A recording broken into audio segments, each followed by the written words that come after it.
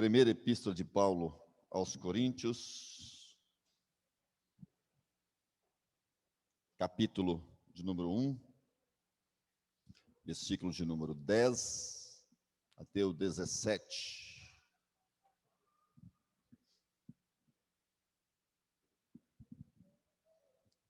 Primeira Epístola de Paulo aos Coríntios, versículo 10 a 17. A passagem que nós temos aqui diante de nós, irmãos, ela está num contexto bem amplo. É uma introdução. O contexto aqui vai do verso 10 até o último versículo do capítulo 4, 21. Então, é uma porção bem ampla. É óbvio que nós vamos levar vários sermões para poder cobrirmos toda essa porção. Então, nós vamos ler do verso 10 ao versículo 17 e ver do que Paulo vai começar a falar. Só a leitura já vai dar para você ter uma noção ampla.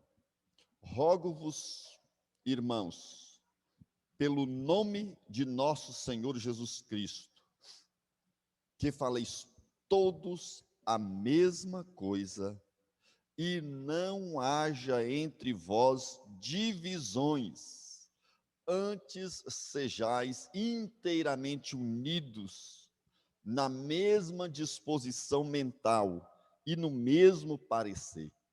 O primeiro verso já mostra para vocês o assunto, né? E Paulo começa o assunto de uma forma enfática. Ele diz, rogo-vos, ele faz um apelo, um caloroso apelo àqueles irmãos. E ele roga nada mais, nada menos que pelo nome de nosso Senhor Jesus Cristo. É mais ou menos quando a gente chega para uma pessoa que está nos dando problema e fala assim, pelo amor de Deus, olha o Senhor. Paulo, eu rogo-vos, irmãos. Esse clamor de Paulo mostra para nós como Paulo estava encarando com seriedade aquele problema. Não era um problema simples. Era um problema para Paulo terrível, tão terrível, que ele clama pelo nome do Senhor Jesus. E ele roga àqueles irmãos que, ao considerarem o que estavam fazendo, que eles se lembrassem de Jesus. Então, o que aqueles irmãos estavam fazendo não era algo muito tranquilo, muito simples. E Paulo clama a eles. E qual é o clamor de Paulo? Que eles falassem todos a mesma coisa. É óbvio que Paulo não estava querendo que os irmãos, ao abrir a boca, falassem uníssono, não é todo mundo, a mesma coisinha. Não é disso que Paulo está falando. Paulo está pedindo unidade. Unidade. Que aquela comunidade fosse um grupo coeso, que andassem todos em uma única direção. Isso aqui é muito interessante, irmãos. Quando o Senhor falou de direção, ele disse que uma casa dividida não vai a lugar nenhum. Ou nós servimos ao Senhor, ou nós servimos a Beelzebul, não é? Ou nós servimos a Mamon. Nós precisamos escolher quem é o nosso Senhor. Nós precisamos escolher quem manda em nossas vidas.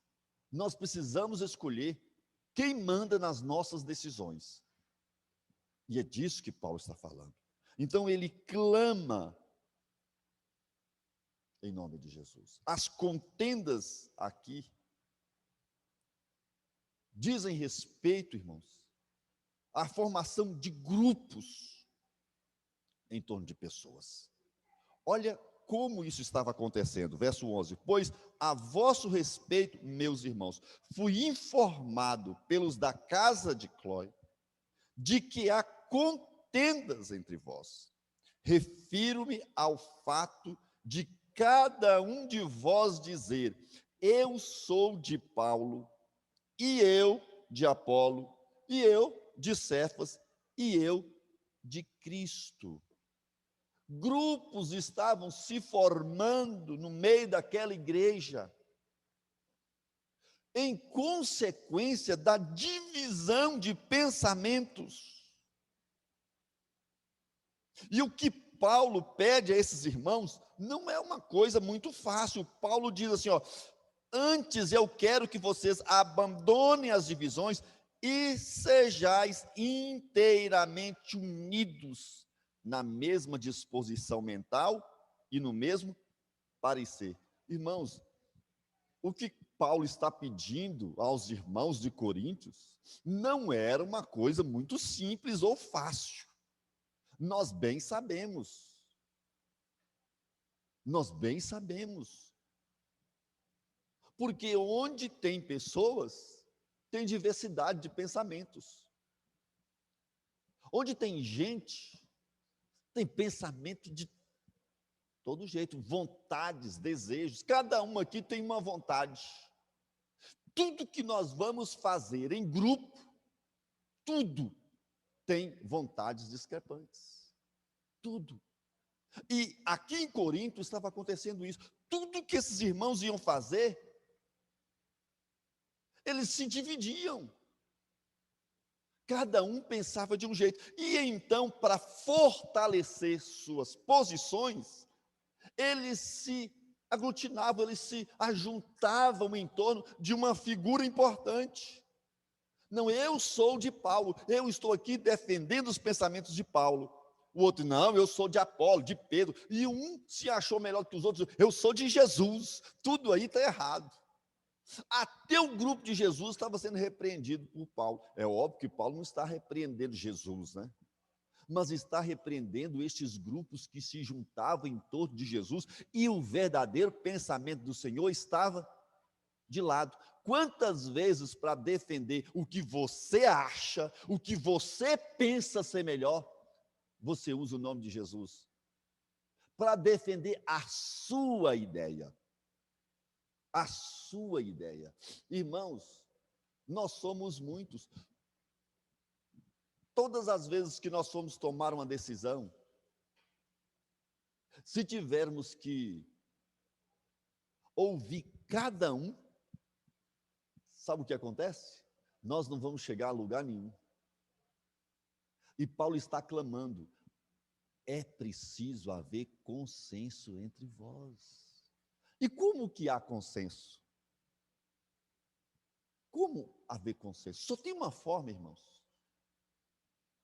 Todas as vezes que formos tomar decisões, é preciso que haja uma disposição no coração de perder. Perder. Perder. O que é isso? O que eu acho, o que eu penso, não é agora o mais importante. Mas é o bem da igreja. E os mais maduros não são aqueles que impõem suas vontades. Os mais maduros são aqueles que estão dispostos a abrir mão de sua própria vontade em favor do outro. E como ser maduro assim? Como ser maduro assim? É o assunto de Paulo nessa porção. É a preocupação de Paulo que o leva a escrever tantos versos. Tantos versos. E eu gostaria de, nesta manhã, falar com vocês exatamente do que eu considero ser o fundamento da unidade da igreja. aquilo que Paulo está dizendo como fundamento para que essa maturidade aconteça no seu coração, para que essa maturidade aconteça no coração da igreja. Vamos seguir aqui até o verso 17. Diz mais: acaso Cristo está dividido? Foi Paulo crucificado em favor de vós? Ou fostes, porventura, batizados em nome de Paulo? Agora, é óbvio que Paulo está querendo desmontar os grupos, e ele usa o próprio nome, a própria pessoa, como base. Alguns aí dizem que são do grupo de Paulo. Mas eu tenho grupo? É como se ele perguntasse. Eu fui crucificado em favor de alguém? Alguém foi batizado em meu nome? Alguém foi batizado em nome de Cefas? Em nome de Apolo? Algum líder na igreja pode se despontar como chefe?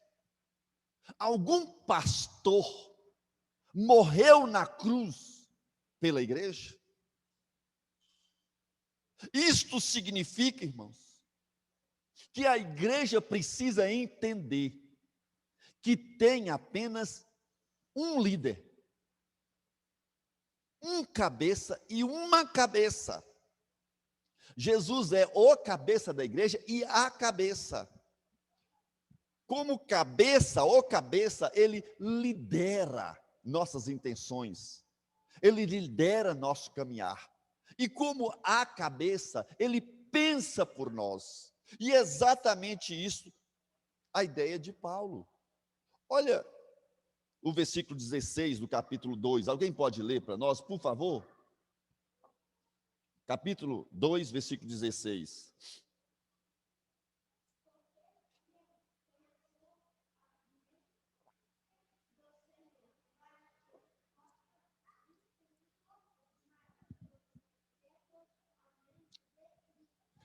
Pois quem conheceu a mente do Senhor que o possa instruir? Nós, porém, temos a mente de Cristo. Nós temos a mente de Cristo, se somos de Cristo. O que Paulo está querendo dizer com isto, irmãos? Paulo vai tecer uma teologia da unidade em toda essa porção. E vou chegar até o 17.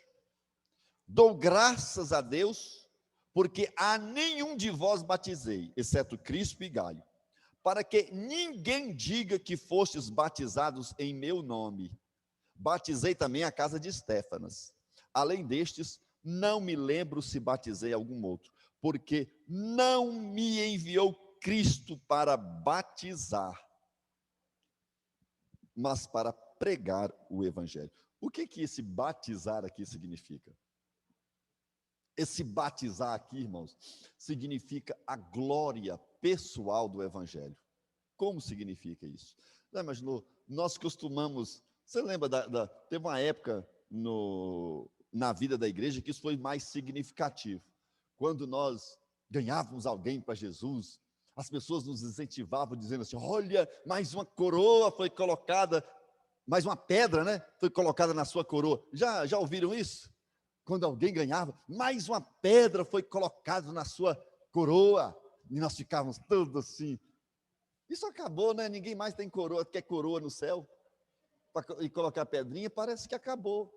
Está voltando, sabe? Nós temos evangelismo. Vamos colocar pedras aí na sua coroa, ganhando pessoas para Jesus. E Paulo estava dizendo: olha, quando um pastor batiza alguém, isso lhe é como uma glória, é uma pedra na sua coroa. Então Paulo está reconhecendo isso. E ele fala assim: graças a Deus que eu não batizei ninguém, porque Paulo está dizendo: o que importa não é a glória de fulano ou beltrano, essa glória aí é passageira. O que nos importa não é a glória do ministério, Irmãos, e esta glória, Paulo não está repreendendo, porque Paulo, muito pelo contrário, ele diz que o obreiro é digno do seu salário.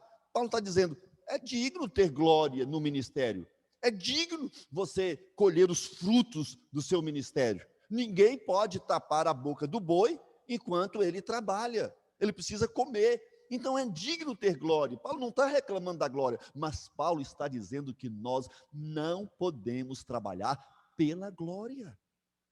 Nós devemos trabalhar por Cristo, porque Cristo não nos enviou para ter glória, mas simplesmente para pregar o Evangelho.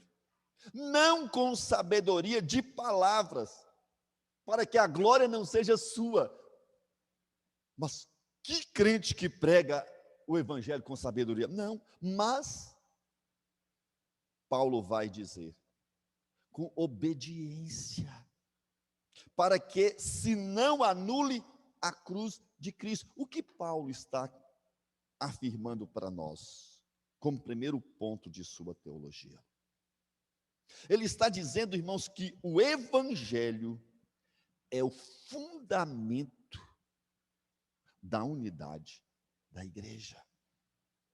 O fundamento da unidade, o fundamento, a base em que nós devemos construir a unidade de nossa igreja, não é a figura pastoral, não é um conselho coeso, não é um conselho sábio, um pastor que conhece todas as coisas, ou crentes bondosos. O fundamento, a base em que nós devemos construir nossa unidade é o Evangelho do nosso Senhor Jesus Cristo. Esta mesa é um símbolo desta unidade. Quando nós nos reunimos, não estamos aqui porque nós amamos uns aos outros, não estamos aqui por causa de nossa amizade, não estamos aqui porque nós gostamos muito de vermos uns aos outros. Isso tudo é verdade, né? Gostamos mesmo de encontrar uns com os outros, de ver, de recordar aí tantos dias que nós não nos vemos. Tudo isso é verdade, mas não é a razão de estarmos aqui. A razão de estarmos aqui é porque nós devemos nos reunir em torno da mesa do cabeça, do pai da igreja, do chefe da nossa família. É em torno dele, dos ideais dele, da vontade dele que nós nos reunimos. Nós estamos aqui porque ele quer que nós estejamos. Este é o fundamento, esta é a base. Você não está aqui exercendo ministério, você não está aqui prestando culto porque você deseja se sentir melhor, mas você está aqui porque Cristo te convocou para estar, porque Cristo te chamou. Olha o verso de número 18, por favor. Certamente a palavra da cruz é loucura para os que se perdem, mas para nós que somos salvos, poder de Deus. Romanos 1:16. Paulo diz a mesma coisa aqui. Pois não me envergonho do evangelho, porque é o poder de Deus para a salvação de todo aquele que crê, primeiro do judeu e também do grego. O que é este evangelho? Lá em Romanos, Paulo chama o evangelho. Aqui, em 1 Coríntios, Paulo chama de a palavra da cruz. A palavra da cruz é sinônimo aqui de evangelho. A palavra da cruz, é óbvio que Paulo está falando da pregação, da mensagem que vem por meio da cruz.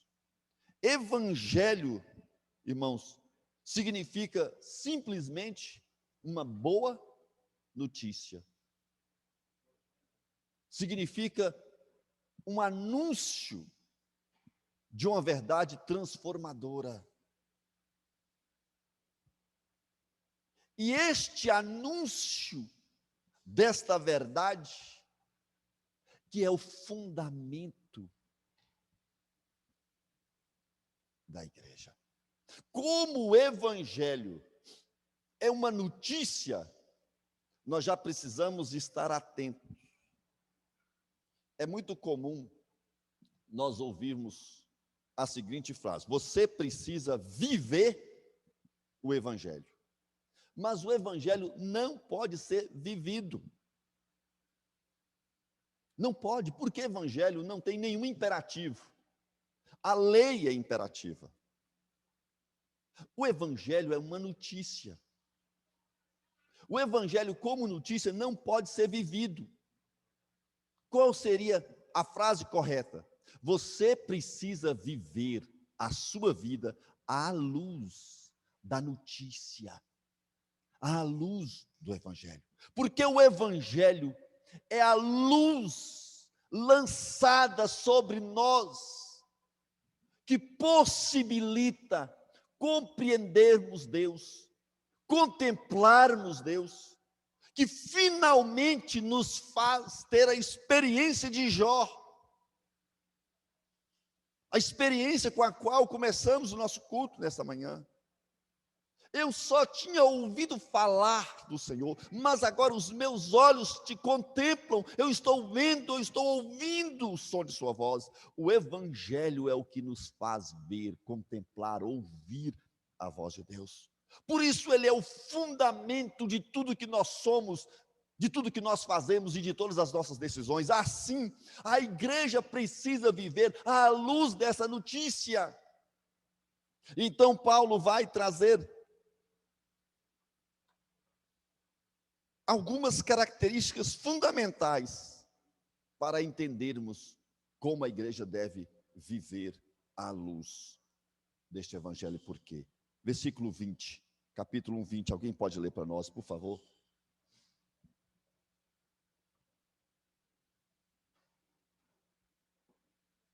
Primeiro Coríntios 1, 20.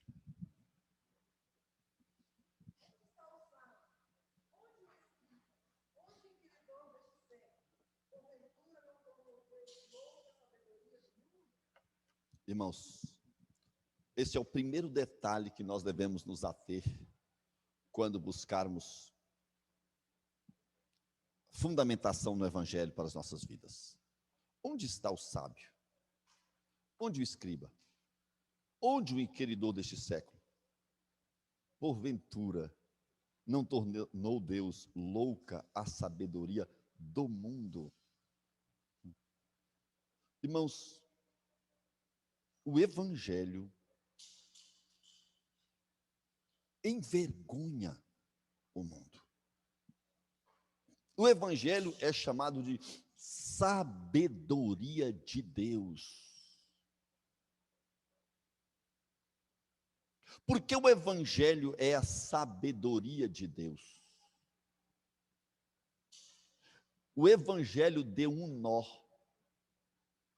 na cabeça do próprio Satanás.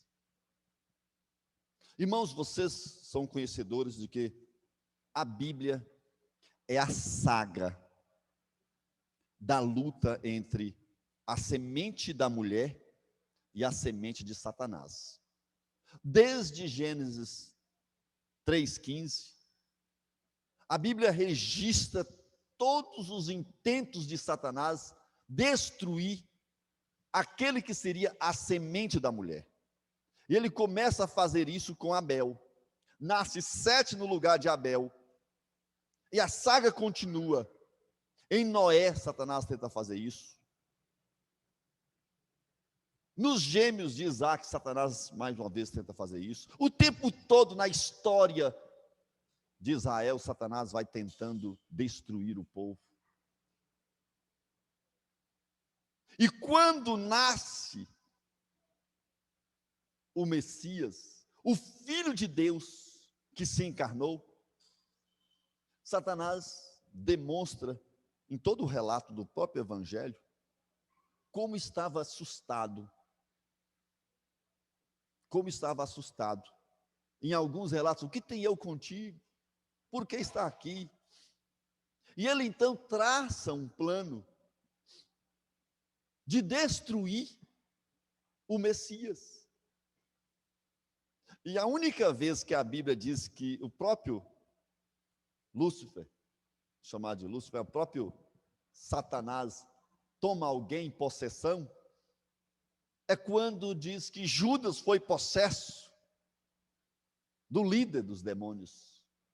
E Judas, possesso de Satanás, arquiteta o plano de entregar o Senhor. E o Senhor é conduzido até a cruz.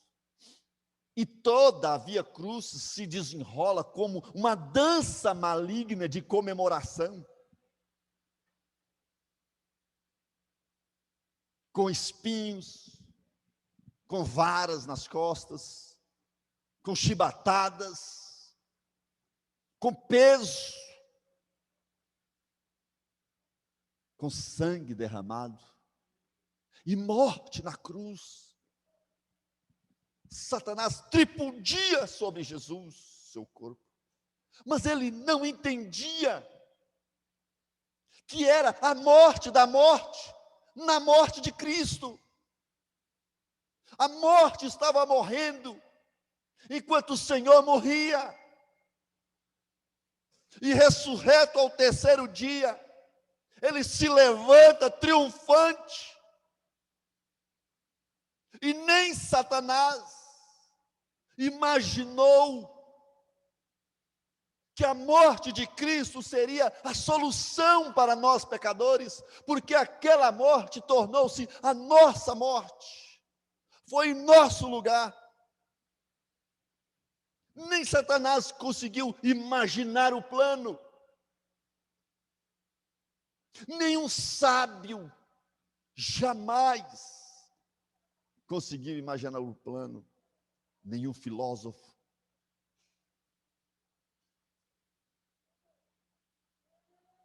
O mundo não conseguiu perceber que o Deus de toda glória se importava com o seu povo e decidiu salvá-lo, morrendo em seu lugar. Irmãos, o Evangelho confunde os sábios como confundiu Satanás lá atrás. Até hoje, o Evangelho confunde os sábios deste mundo. Mas é revelado a nós pelo poder do Espírito. Esta é a glória em que devemos fundamentar nossa unidade. Nós estamos aqui porque o Espírito revelou o Evangelho a nós. Nós temos algo em comum, não é nossa inteligência, o nosso dinheiro, não é a nossa formação acadêmica, é o Espírito que habita em nós. Este é o ponto em comum que temos. Segundo, irmãos, versículo 1, capítulo 1, 21 a 25, diz assim: visto como na sabedoria de Deus o mundo não o conheceu por sua própria sabedoria, aprove a Deus salvar os que creem pela loucura da pregação. Porque tanto os judeus pedem sinais, como os gregos buscam sabedoria. Porque tanto os judeus pedem sinais, como os gregos buscam sabedoria. Mas nós pregamos a Cristo crucificado, escândalo para uns, os judeus, loucura para os outros, os gentios, os gregos. Mas para os que foram chamados, tanto judeus como gregos, e até brasileiros, pregamos a Cristo, o poder de Deus e sabedoria de Deus, porque a loucura de Deus é mais sábia do que os homens, e a fraqueza de Deus é mais forte do que os homens. Outro dia eu vi um sermão aplicando isso aqui, as questões políticas e a escolha de Deus aí por políticos. Irmãos, não tem nada a ver, não é disso, isso é piada. Não tem relação nenhuma. Deus não escolhe pessoas fracas. Deus está falando aqui do evangelho, está falando da salvação. Está falando do fato de que nós somos os desprezíveis. O evangelho, irmãos, além de envergonhar o mundo, ele suplanta a sabedoria do mundo.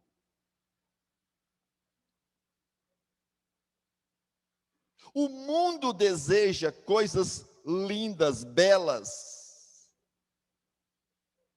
Os judeus pedem sinais. E os gregos pedem algo que faça sentido intelectualmente. Mas nós salvamos o mundo simplesmente pregando a mensagem do evangelho. A pregação é o que salva, irmãos. Basta abrir a boca e anunciar o que Cristo fez por nós, morrendo naquela cruz. Só isto. E então, Deus vai escolher as pessoas que deverão ser alcançadas. É disso que fala o texto. O texto está afirmando que os salvos não são os mais bonitos da sociedade, não são os mais ricos, os mais inteligentes, mas são, ou melhor, somos nós, que não temos nada a ver com os mais bonitos, desculpe, irmãos, nada a ver com os mais ricos, nada a ver com os mais inteligentes academicamente postados no mundo. Somos nós, simplesmente nós, irmãos, que não somos reis neste mundo, segundo as leis das nações, que não somos líderes, mas somos reis em Cristo Jesus e lideramos na igreja do Senhor. Judeus queriam sinais, gregos sabedoria. Deus nos deu poder e com ele nos atraiu para si e nos colocou muito acima de principados e potestades. E nos versos 26 a 28, o texto diz assim: irmãos, reparai, pois, na vossa vocação, visto que não foram chamados muitos sábios, segundo a carne. Paulo falou a mesma coisa, né? Olha aí, não tem muitos sábios aqui não, segundo a carne, não é? Nem muitos poderosos, nem muitos de nobre nascimento. Pelo contrário, Deus escolheu as coisas loucas do mundo para envergonhar os sábios. Escolheu as coisas fracas do mundo para envergonhar as fortes. E Deus escolheu as coisas humildes do mundo e as desprezadas e aquelas que não são, para reduzir a nada as que são, a fim de que ninguém se vanglorie na presença de Deus. Irmãos, se o evangelho envergonha o mundo e suplanta a sabedoria do mundo, o evangelho também humilha o mundo.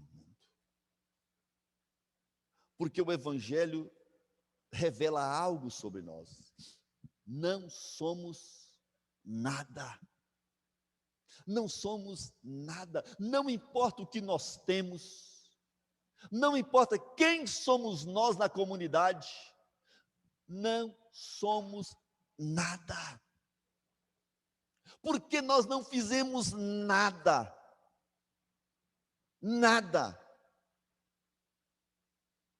para herdar o que o Evangelho nos trouxe. Não foi o dinheiro do dízimo que nós damos. Também é outra enganação.